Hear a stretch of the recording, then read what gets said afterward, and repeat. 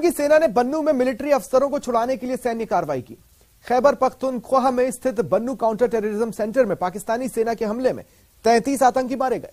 कार्रवाई में पाकिस्तान सेना के स्पेशल सर्विस ग्रुप के 2 कमांडोज भी मारे गए हैं।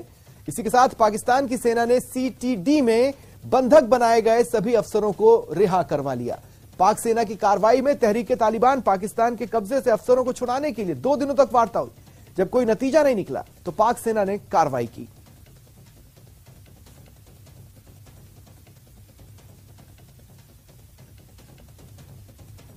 जम्मू कश्मीर में शोपियां में आज सुबह सुरक्षा बलों की आतंकियों से मुठभेड़ हुई। मुठभेड़ में सुरक्षा बलों ने 3 आतंकियों को मार गिराया। एडीजीपी कश्मीर ने जानकारी दी कि लश्कर ए तैयबा आतंकी संगठन से जुड़े 3 आतंकी मारे गए हैं। इनमें से 2 की पहचान शोपिया के लतीफ लोन और अनंतनाग के उमर नजीर के रूप में हुई। लतीफ लोन एक कश्मीरी पंडित पुराण कृष्णा भट्ट की हत्या और उमर नजीर नेपाल के तिल बहादुर थापा की हत्या में शामिल था। आतंकियों के पास से एक AK-47 और 2 पिस्तौल बरामद हुई।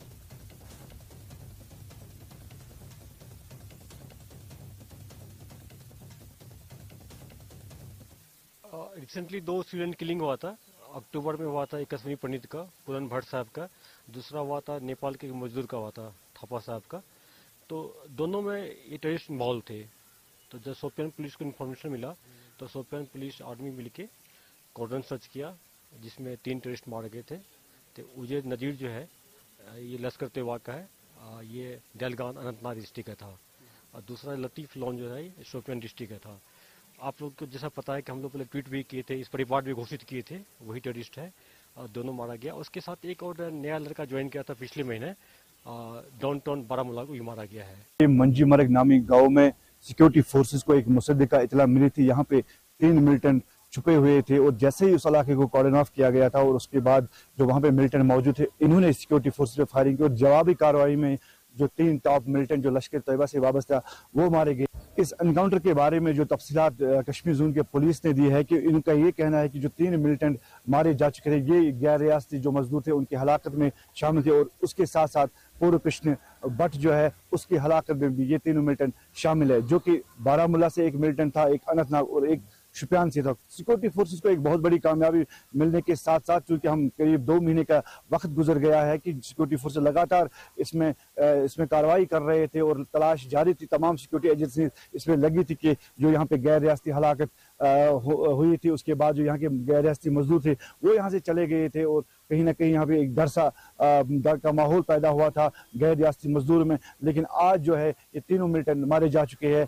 अब कहीं ना कहीं जो फैमिलीज दावा कर रही थी, यानी कि पूरन कृष्ण भट्ट की जो फैमिली लगातार ये दावा कर रही थी कि हमारे जो उनके जो शौहर थे उसकी बीवी का ये कहना था कि उन कातिलों को जल्द से जल्द सजा दी गई, तो उनको आज राहत मिली है।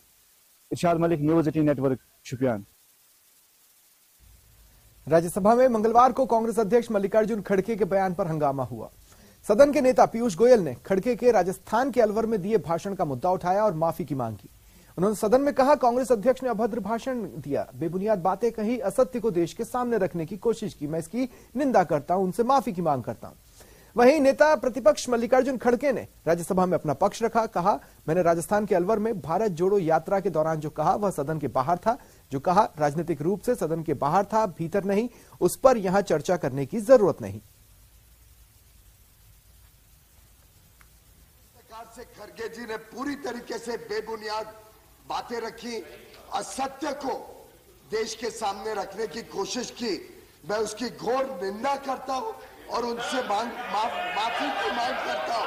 उन्होंने माफी मांगनी चाहिए, भारतीय जनता पार्टी से माफी मांगनी चाहिए, सदन से जिसके अधिकांश मेंबर भारतीय जनता पार्टी के। उन्होंने माफी मांगनी चाहिए भारतीय जनता पार्टी से और उन्होंने माफी मांगनी चाहिए इस देश की जनता से। सर, एक तो मैं जो राजस्थान के अलवार में भारत जोड़ो जो सभा वहां पर आयोजित किया गया था सभा, उसमें ये आउटसाइड द हाउस है। जो मैं मेरी बातें कही वो politically outside the house, not in the house. यहाँ पर डिस्कस करने की आवश्यकता नहीं। और दूसरी चीज, दूसरी चीज मैं अभी भी कह सकता हूं, आजादी के वक्त फ्रीडम मूवमेंट में उन लोगों को कोई रोल नहीं था, कोई रोल नहीं था। और ये माफी मांगने वाले लोग। बड़ी खबर है, अलवर में बदमाशों के हौसले बुलंद हैं। भारत जोड़ो यात्रा का जो विश्राम स्थल है, वहां पर बदमाशों ने धावा बोल दिया। बताया जा रहा है करीब 50 से भी अधिक बदमाशों ने भारत जोड़ो यात्रा के विश्राम स्थल पर धावा बोला। अंबेडकर नगर सामुदायिक भवन में तोड़फोड़ की। बता दें कि भवन में पुलिसकर्मी रुके हुए थे। हमले में 2 पुलिसकर्मी घायल हुए हैं, एक की हालत गंभीर है, उन्हें जयपुर रेफर किया गया है। यह खुलेआम चुनौती दी गई है अलवर में कानून व्यवस्था को बदमाशों द्वारा। ज्यादा जानकारी के लिए बात करेंगे सहयोगी राजेंद्र से। राजेंद्र, पूरी खबर। जी, ये जो पूरा मामला है, जो भारत जोड़ो यात्रा के तहत जो सुरक्षा व्यवस्था के लिए व्यवस्था बनाए रखने के लिए 4000 से अधिक पुलिसकर्मी इस पूरी यात्रा में लगाए गए हैं। बीकानेर रेंज से जो पुलिसकर्मी आए थे, उन्हें अम्बेडकर नगर छात्रावास जो सामुदायिक भवन है, वहां पर उन्हें ठहराया गया था। बताया जा रहा है कि 65 पुलिसकर्मी जो थे वो वहां 60 से 65 पुलिसकर्मी थे, रात को वहां ठहरे हुए थे। तभी 9 बजे के करीब सामुदायिक भवन के समीप एक ई रिक्शे वाले से किसी युवक का झगड़ा हुआ था और उस दौरान वहां जो पुलिसकर्मी थे, उसने एक पुलिसकर्मी का जो है वो शांति व्यवस्था के हिसाब से उसने उनको बचाने की कोशिश की और बचाने के दौरान दोनों लोगों को अलग करके और एक दूसरे को अलग करके भगा दिया था। उसके बाद एक युवक जो है वो अपने परिजनों और बदमाशों को 40-50 लोगों को लेकर के आया, हाथों में लाठी डंडे सरिये लेकर के। वो उन्होंने जो पुलिसकर्मी जहाँ रुके हुए थे, अम्बेडकर नगर जो सामुदायिक भवन है, वहां पर आकर के हमला कर दिया और हमले में जो 2 पुलिसकर्मी हैं उनको गंभीर चोट आई है, 2 अन्य पुलिसकर्मियों को भी चोट आई है। इस पूरे मामले के बाद पुलिस और प्रशासन के अधिकारियों में हड़कंप मच गया और रात 12 बजे सुरक्षा सबसे बड़ी बात यह है कि पुलिसकर्मी उस पूरे भवन में ठहरे हुए थे। उसके बाद पुलिस को हालत ये हो गई कि पुलिस को वो जवान है वो दूसरी जगह शिफ्ट करने पड़े कि पुलिस अपने जवानों की सुरक्षा अलवर पुलिस नहीं कर पा रही है। सबसे बड़ी बात यह है कि अलवर पुलिस आखिरकार इतना अलवर पुलिस का इकबाल बुलंद क्यों नहीं है कि पुलिस अपने जो जवान हैं दूसरे जिलों से अलवर में आए हैं वो भी यहाँ सुरक्षित नहीं है। शुक्रिया तमाम जानकारी के लिए।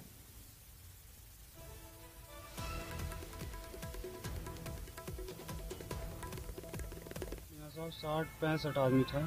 कहाँ से आए हुए थे वो लोग? यहाँ से वहाँ बीकानेर से। कौन लोग थे? पुलिस वाले थे। पुलिस वाले थे। अच्छा, फिर क्या हुआ? वे सब मैं तो भीतर हो जाऊँ, बाहर जो हल्ला गुल्ला हो जब तक मुझे कोई पता ना हो, भीतर जब हल्ला गुल्ला हो और पब्लिक की बहुत ढेर होगी। कितने लोग आए पुलिसकर्मियों के अलावा? पुलिसकर्मियों के अलावा कम से कम नहीं तो होंगे कम से कम 250-300 आदमी। 250-300 आदमी आए। क्या हरकत की उन्होंने? उन्होंने साहब पत्थर और ये डंडा लाठी और इनकी दी और इनकी तोड़ फोड़ भी करी। इतने पता साहब। और कितने जो पुलिसकर्मी यहाँ रुके हुए थे उनके साथ भी मारपीट करी? हाँ, 3-4 लोगों ने। 3-4 लोगों ने। किसी की ज्यादा चोट आई क्या? हाँ, 2 जन गए थे ज्यादा। और जयपुर से बड़ी खबर, BR अम्बेडकर लॉ यूनिवर्सिटी के VC ने इस्तीफा दे दिया है। प्रोफेसर देव स्वरूप ने राज्यपाल को अपना रेजिग्नेशन, अपना इस्तीफा भेजा है।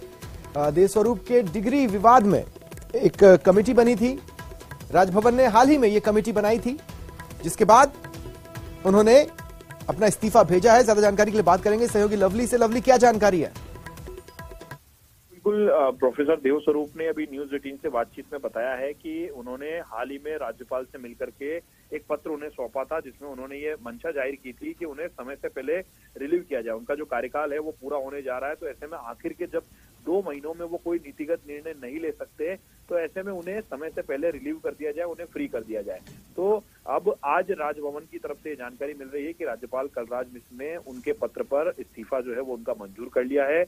ये बताया जा रहा है, उन्होंने जो पत्र लिखा उसमें उन्होंने साफ तौर पर कहा है कि उन्होंने कोरोना के काल में बेहतर कामकाज किया था, लेकिन उसके बाद आखिरी 2 महीने के समय में वो कोई निर्णय ले या नहीं ले, उसको लेकर के असमंजस की स्थिति। तो ऐसे में कौन सा निर्णय नीतिगत है और कौन सा नहीं, इन तमाम चीजों को लेकर के उन्होंने अपना जो पत्र था रिलीव होने को लेकर के इच्छा जाहिर करने का पत्र उन्होंने राज्यपाल कलराज मिश्र को सौंपा था, जिस पर आज उन्हें उनका जो इस्तीफा है वो मंजूर कर लिया गया है।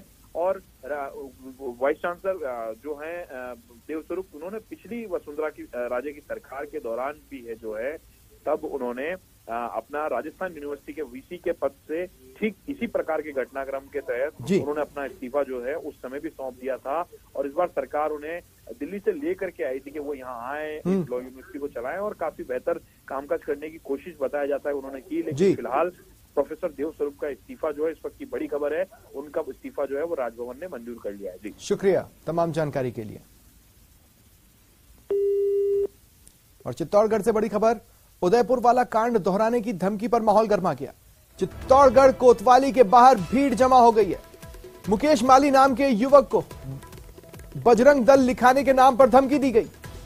मारपीट का भी आरोप लग रहा है।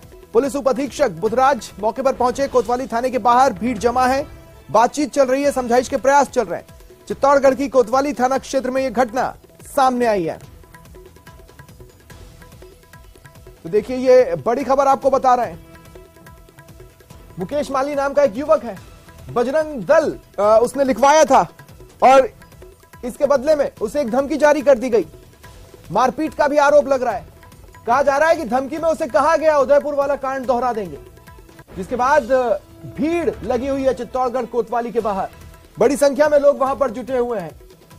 पुलिस उप अधीक्षक बुधराज मौके पर पहुंचे हैं और भीड़ से जो लोग नेतृत्व कर रहे हैं भीड़ का, उनसे बातचीत की जा रही है, उन्हें समझाने की कोशिशें हो रही हैं। ये बड़ी खबर आपको बता रहे हैं चित्तौड़गढ़ से।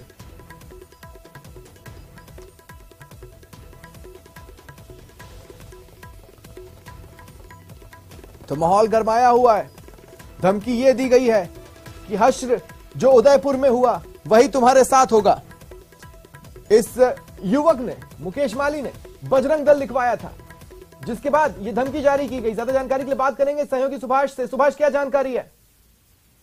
जी बिल्कुल, मैं आपको बताना चाहूंगा कि चित्तौड़गढ़ के कोठे वाले बाबा जो पुराना पुल है उसके पास में एक स्थान है, वहां पर काम करने वाले एक आबिद नाम के युवक और एक उसके साथी मोहम्मद द्वारा एक युवक को धमकी दी गई है जो वहां ठेला लगाता है। और प्रारंभिक रूप से हफ्ता वसूली का मामला जिसमें एक युवक के साथ मारपीट की गई और आक्रोशित जो युवा है वो कोतवाली थाने के बाहर पहुंच गए हैं और मुख्यालय के जो पुलिस उप अधीक्षक है बुधराज ताक, उनके साथ राजेश शर्मा जो SC/ST सेल के पुलिस उप अधीक्षक, अतिरिक्त पुलिस अधीक्षक अर्जुन सिंह शेखावत सहित तमाम अधिकारी जो है कोतवाली पहुंचे हुए हैं। मौके पर लोगों की भीड़ जमा हो गई और जो आबिद नाम का युवक है उसके खिलाफ कार्रवाई की मांग जो है वो की जा रही है। तो क्या FIR लिखवाई गई है? जी बिल्कुल, पुलिस ने प्रकरण दर्ज करने की कार्रवाई शुरू कर दी और जो रिपोर्ट प्राप्त हुई है उस पर अनुसंधान शुरू कर दिया गया और जो जिन पर आरोप है उनकी तलाश के लिए टीमें भी रवाना तो FIR में लिखवाया क्या गया है? पीड़ित का कहना क्या है? पीड़ित का साफ तौर पर कहना यह है कि वो वहाँ पे जो खाने का ठेला है वो लगाता है और उस पे सुबह बजरंग दल लिखा होने को लेकर धमकी दी गई और उदयपुर वाला जो कांड है उसको दोहराने की धमकी देते हुए उसे धमकाया गया और उसके साथ मारपीट की गई। ये सीधे तौर पर जो रिपोर्ट दी गई उसमें लिखा गया और पुलिस ने उन तमाम धाराओं में जो है कार्रवाई शुरू करते हुए जिन पर आरोप है उनकी तलाश शुरू कर दी है। शुक्रिया तमाम जानकारी के लिए।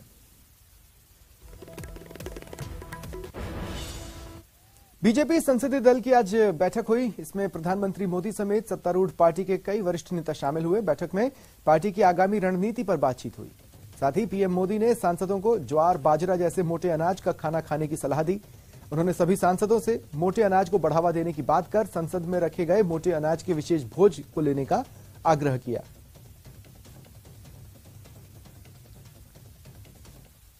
बॉलीवुड फिल्म पठान को लेकर लगातार संत समाज विरोध कर रहा है। अयोध्या से जगत गुरु और तपस्वी छावनी के संत परमहंस आचार्य ने भी मंगलवार को बड़ा बयान दिया। उन्होंने कहा, पठान फिल्म में हमारे भगवा रंग का अपमान हुआ, लगातार सनातन धर्म के लोग विरोध कर रहे हैं। आज हमने शाहरुख खान का पोस्टर जलाया है। इतना ही नहीं, उन्होंने आगे कहा कि अगर सिनेमा घरों में फिल्म चली तो उसे आग के हवाले कर देंगे। अभी हमने सिर्फ पोस्टर जलाए हैं। उन्होंने लोगों से अपील की, शाहरुख खान की फिल्म पठान का सभी बहिष्कार करें।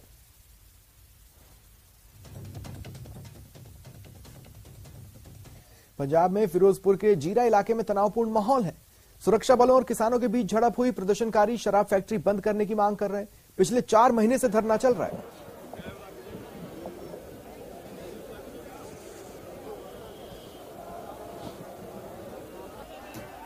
दिल्ली के पटियाला कोर्ट में पेश हुई जैकलिन ने विदेश जाने की इजाजत मांगी। बहरीन जाने की उन्होंने अनुमति मांगी। सतीश चंद्रशेखर मामले में आदेश 26 गाड़ियां ईडी को सौंपने का आदेश 22 दिसंबर को कोर्ट सुनवाई करेगी।